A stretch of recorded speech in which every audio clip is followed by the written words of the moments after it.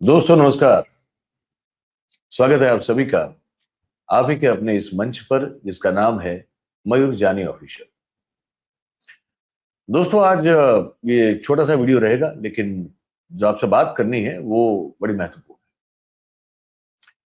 है। मैं एक्चुअली कल रात को बैठ के कुछ जो पुराने फाइल फुटेजेस, पुराने स्टोरीज और ये सब खंगालने की कोशिश कर रहा था, क्योंकि थोड़ा बहुत अगर आप इतिहास में जाकर वापस जो है अगर डुबकी नहीं लगाएंगे तो आपको बहुत सारी चीजें जो आज के समय में हो रही है उसका रिलेवेंस जोड़ना, उसका संदर्भ के साथ जो है तालमेल बना के रखना थोड़ा मुश्किल हो जाता है। तो मेरे सामने कुछ 2011-12 की तत्कालीन गुजरात के मुख्यमंत्री नरेंद्र मोदी साहब के कुछ भाषण के अंश मेरे सामने आए, जो मैंने खुद कवर किए थे। उस समय में किसी नेशनल चैनल का, हिंदी चैनल का ब्यूरो चीफ था। तो मैं जब इसको सुन रहा था तो मुझे लगा कि आज एक छोटा सा वीडियो उस पर आज के हालात को उसको जोड़ते हुए एक संदर्भ बनता है तो उस पर बात करनी चाहिए। देखिए, हमारे यहाँ गुजराती में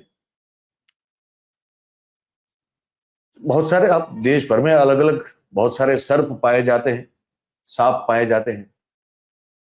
गुजरात में एक एक विशेष प्रजाति पाई जाती है जो जिसके दो मुंह होते हैं, दो मुंहा सांप कहते हैं। इसका गुजराती नाम है आंधली चाकण, पर इसका हिंदी मैंने ढूंढने की कोशिश की तो मुझे सुझाव जो मिला ये एआई के द्वारा, वो एआई टूल के द्वारा, तो कहा कि भाई इसको हिंदी में दो मुंहा सांप कहते हैं। उसके दो मुंह होते हैं, पूंछ नहीं होती है, आगे भी मुंह पीछे भी मुंह। वो जब चाहे जिस मुंह से जो है अपनी दिशा, उस दिशा में गति करना चाहे तो कर सकता है। तो चट भी मेरी पट भी मेरी और मामला है ना। और वो भी कह सकते हैं कि वो हाथी के दांत दिखाने के कुछ और होते हैं, चबाने के कुछ और होते हैं। ये प्रकृति जो है हमारे नरेंद्र भाई की, वो साफ हर बार झलकती है।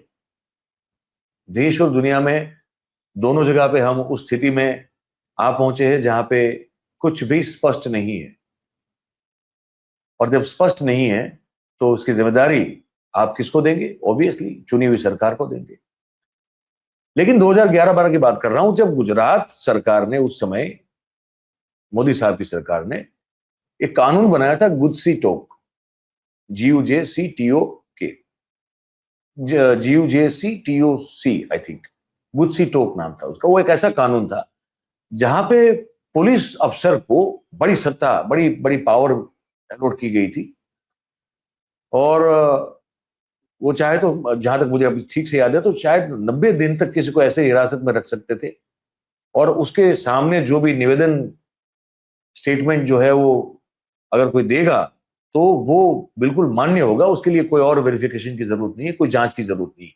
उस तरह के सब उसमें प्रावधान थे।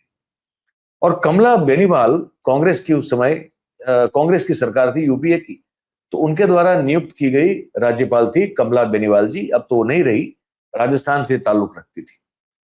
और नरेंद्र मोदी साहब और कमला बेनीवाल के बीच में इस बिल को लेकर बड़ा घमासान हुआ था। कमला बेनीवाल ने इस बिल को वापस किया था, और जहां तक मुझे याद है दो दो बार वापस किया था। और इस बात को लेकर नरेंद्र भाई ने बड़ा चढ़ा के गुजरात में अलग अलग जगह पर जाकर सभाएं करके एक बड़ा राजनीतिक दबाव उस समय की केंद्र की सरकार, जो कि यूपीए की थी, उस पर बनाने की कोशिश की थी। और खुलेआम कहा था कि राज्य की चुनी हुई सरकार का गला दबाने की कोशिश केंद्र में बैठी हुई यूपीए की सरकार, राज्यपाल और राज्यपाल भवन की जो अथॉरिटी है उसका दुरुपयोग करके कर रही है। और उस समय के जितने भी नॉन यूपीए राज्य सरकारें थी, उन सब के मुख्यमंत्रियों को आह्वान किया था और कहा था कि एक मंच पर आकर इस दादागिरी का, इस सत्ता के दुरुपयोग का सामना करना पड़ेगा। और बाएं बाहें जो है वो मतलब मसल फ्लेक्स करके उन्होंने उस समय जो कहा था, पहले वो सुनाता हूं, उसके बाद उनके शासन में विपक्ष के राज्यों में जहां जहां सरकारें बनी है उनका क्या हाल है, उस पर छोटी सी बात करेंगे। पहले ये सुन लीजिए। मैं पहले आपको ये सुनाना चाहता हूं, इसको आप जरा सुनिए, ये सुनिए। एनडीए की सरकार थी तब ये परेशानी कभी नहीं हुई, तब ये मुसीबतों को कभी झेलना नहीं पड़ा। सरकार राज्य में किसी की भी हो, एक शिकायत नहीं आई थी। लेकिन आज, और मैं कांग्रेस के मित्रों को कहना चाहता हूं, ये लोकतंत्र है, ये पिछले दरवाजे से सरकार चलाने के इरादे छोड़ दीजिए।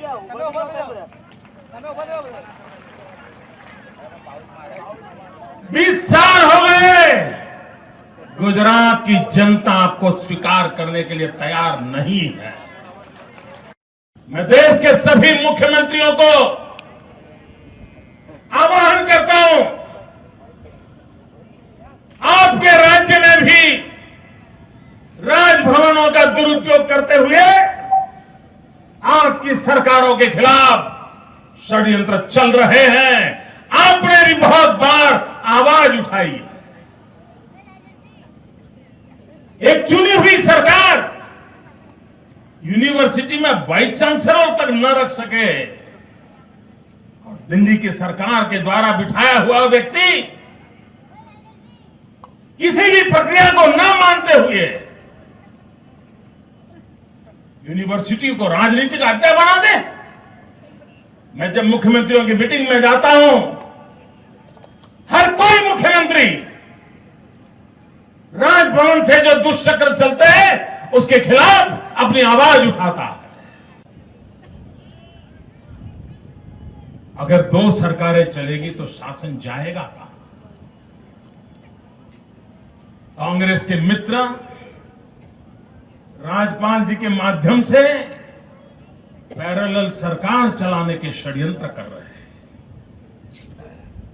उनके डिस्ट्रिक्ट में दौरे करवा रहे हैं, अफसरों की मीटिंग बुला रहे हैं और सीधे सीधे आदेश दे रहे हैं जो उनके अधिकार में नहीं है। बहुत बार उनको समझाया भी, लेकिन उनके लिए कांग्रेस का दबाव ये सबसे बड़ा संकट बना हुआ है। तो सुना आपने, यहां पे 2011-12 के मोदी, नहीं लगता ऐसा आपको कि आज के मोदी को खरी खोटी सुना रहे हैं? क्योंकि आज वही हो रहा है। आज की तारीख में कर्नाटका, केरल, पश्चिम बंगाल, पंजाब, तेलंगाना, अब तक कुछ समय पहले का दिल्ली, अभी का पंजाब, ये सब जो है, ये राज्य जो है, ये क्या कह रहे हैं? मैं तो इसमें कश्मीर को भी जोड़ूंगा, जम्मू कश्मीर को भी। भाई वहां अब तक स्टेटहुड कहां दिया आपने? सरकार तो चुन के आ गए, लेकिन सरकार तो बेसिकली जो एलजी है वही चला रहे हैं। तो यहां पे आपको मोदी वो कहते सुनाई दे रहे हैं कि भाई राज्यपाल का सीधा यूनिवर्सिटी में हस्तक्षेप, सीधे जो है वो ब्यूरोक्रेसी में हस्तक्षेप और बिल पर जो है बैठ जाना, ये सब कह रहे हैं ना। जो आज मैंने कहा कर्नाटक, पश्चिम बंगाल, पंजाब, तेलंगाना, ये सब सरकारें कह रही है। सुप्रीम कोर्ट तक जाना पड़ रहा है, सुप्रीम कोर्ट को हस्तक्षेप करना पड़ रहा है, ये कहना पड़ रहा है कि भाई 6 महीने तक ही राज्यपाल किसी बिल पर जो है वो कुंडली मार के बैठ सकता है, तब तक उससे आगे नहीं। और फिर ये आज ही के मोदी साहब की सरकार है केंद्र की, इसको ये बहुत ही अनुचित लगता है तो फिर वो कुछ करती है, एक बिल में संशोधन या तो नए बिल को लाने की एक दरखास्त रखती है, उस पर आएंगे बाद में। तो ये सब जब हो रहा है तो ये वाले जो मोदी साहब है 11-12 के, और आज के जो मोदी साहब हैं, क्या उनको ये याद नहीं है कि वो 11-12 में ये सब कुछ कह चुके हैं? उस समय की केंद्र की सरकार को भला बुरा कह चुके हैं, उन पर आरोप लगा चुके हैं कि वो राज्यपालों को रबर स्टैंप की तरह इस्तेमाल करते हैं, वो राज्यपाल को एक कठपुतली की तरह इस्तेमाल करते हैं, और राज्यपालों के द्वारा चुनी हुई सरकार के कार्य क्षेत्र में उस तरह का हस्तक्षेप किया जा रहा है जिसको दुष्चक्र कहा जा सके। ये सब 2011-12 में मोदी कह रहे हैं, लेकिन 2025-26 या तो उससे पहले, मतलब 2014 के बाद के जो मोदी है वो तुरंत कुछ 2011-12 के मोदी से उल्टा ही कर रहे हैं। एक और उनका एक अंश है इसमें, उस समय बोला हुआ, वो मैं आपको सुनाता हूं, वो भी आप सुनिए।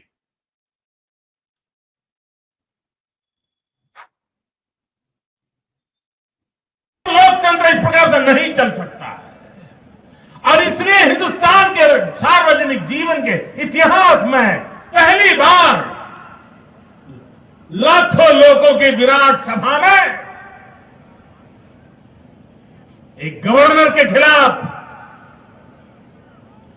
राजभवन को कांग्रेस भवन बनाने के पाप कर्म के खिलाफ,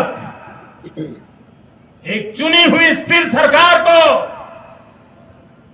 उखाड़ कर फेंकने के षड्यंत्रों के खिलाफ ये जनता जनार्दन की आवाज इस प्रकार से रास्ते पर आने के लिए मजबूर हुई है।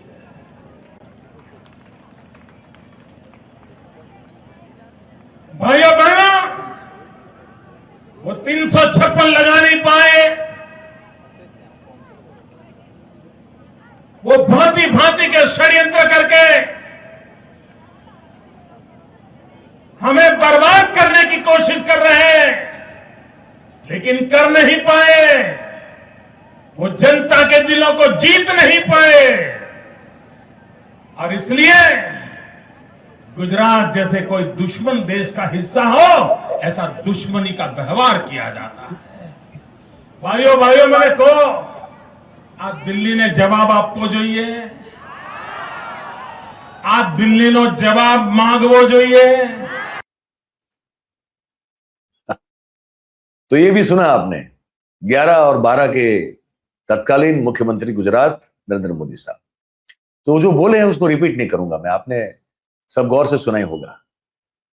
अब पिछले कुछ सालों से देश में क्या हो रहा है, वो जब केंद्र में बैठे हैं तब क्या हो रहा है भाई, ये हो रहा है ना, हो ये रहा है कि जैसे मैंने कहा, तमिलनाडु में उनके राज्यपाल, अब तक क्या, अब तो तबादला हो गया ना, अब ये भी तबादले हुए सबके, और कुछ लोगों को घर बिठा दिया गया।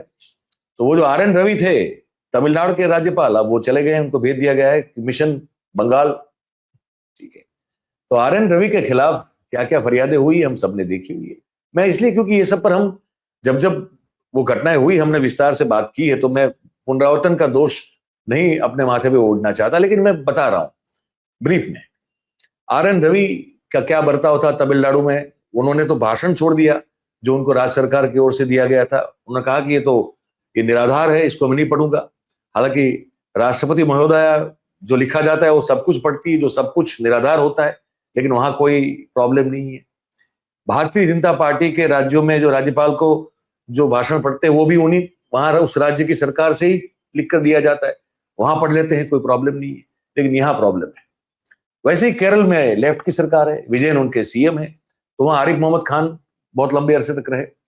उन्होंने भी जो है वो सहकारी क्षेत्र में कुछ ऐसे बिल थे उन पर जो है कुंडली मार के बैठ गए थे, सुप्रीम कोर्ट जाना पड़ा केरल को। सबका ये हाल हुआ। कर्नाटका का भी ये हाल हुआ। कर्नाटका में तो ये हुआ कि भाई जो थावरचंद गहलोत थे राज्यपाल, उन्होंने उन पर आरोप लगा कि उन्होंने चुनी हुई सरकार को डिस्टेबलाइज करने के लिए मुख्यमंत्री सिद्धारमैया के खिलाफ लैंड अलॉटमेंट मामले में केस में प्रोसिक्यूशन का भी जो है आदेश दे दिया सीधा।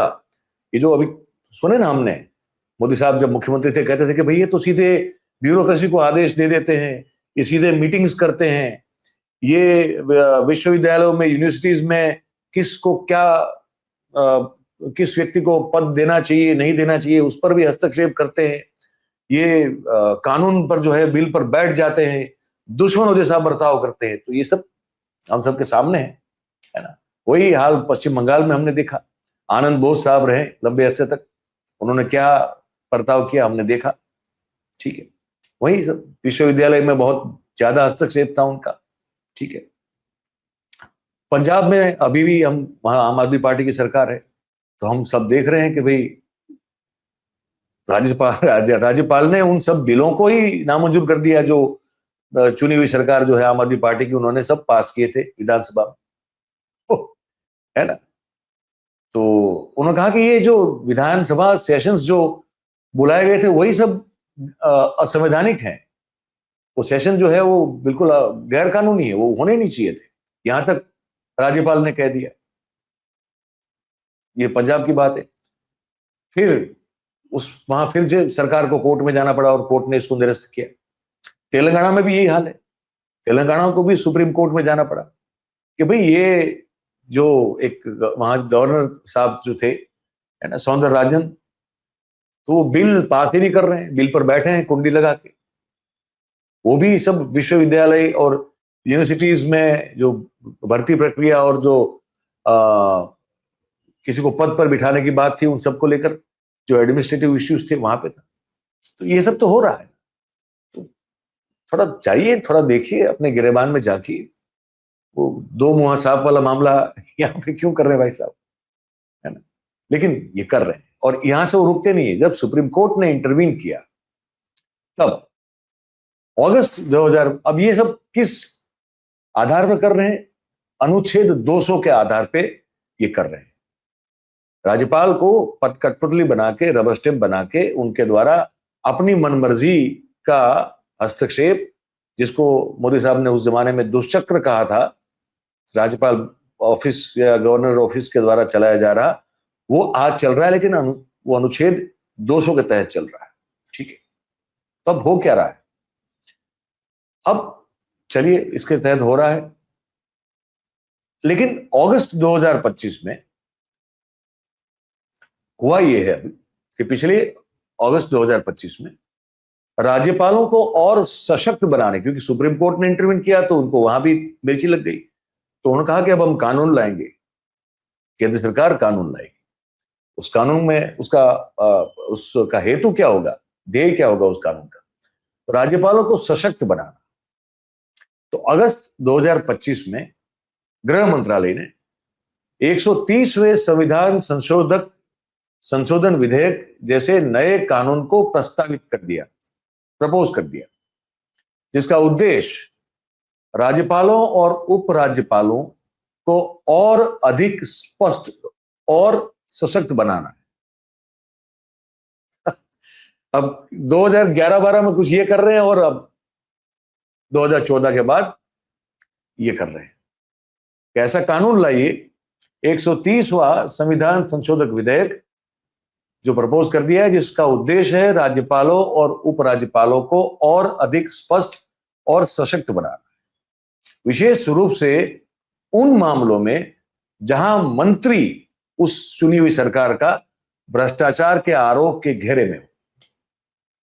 तो चुनी हुई सरकार का फिर मतलब क्या रहता है?